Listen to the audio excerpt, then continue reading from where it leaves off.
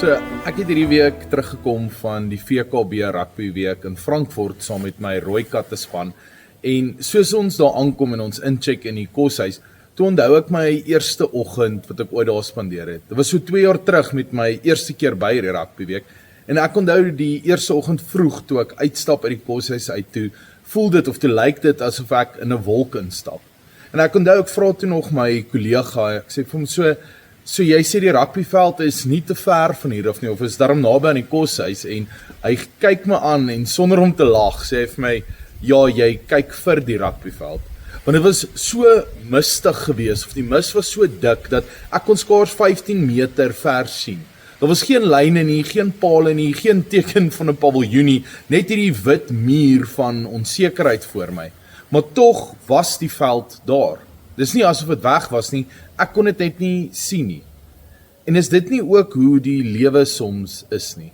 Jy weet jy's op 'n pad, of jy glo daar is 'n rigting, daar is 'n plan, maar alles is vir jou vaag.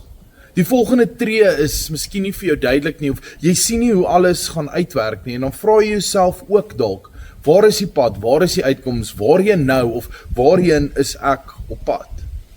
Maar geloof verwag nie van ons om die hele pad vooruit te sien nie. Inteendeel, geloof sê, al kan ek dit nie nou sien nie, weet ek dis daar, weet ek dis op pad. Net so daai Kersfees liedjie wat ons altyd sing, al was ek nie daar nie, ek weet dit is waar. So Spreuke 3 vanaf vers 5 ook vir ons sê, vertrou op die Here met jou hele hart en steun nie op jou eie insig nie. Ken hom in al jou weë, dan sal hy jou paaie gelyk maak. Soms wil ons wag vir die mis om eers oop te trek voordat ons begin beweeg, maar God vra dikwels dat ons moet beweeg terwyl dit nog mistig is, dat ons hom sal vertrou met elke tree, selfs al kan ons nie sien wat vir ons voorlê nie. Daardie dag het die mis later oopgetrek en ja, die veld was daar en elke lyn, elke paal, elke hoek, die paviljoen en al 30 kaalvoetspelers daar op die veld. Net omdat ek dit nie kon sien nie, het dit nie beteken dit was weg nie. So as jy dalk vandag voel dat jy is op 'n plek van onsekerheid, of dit nou by die werk is, of in 'n verhouding is, of selfs in jou geloof, of net met jouself is, onthou, net omdat jy dit nie kan sien nie, beteken dit dis nie daar nie.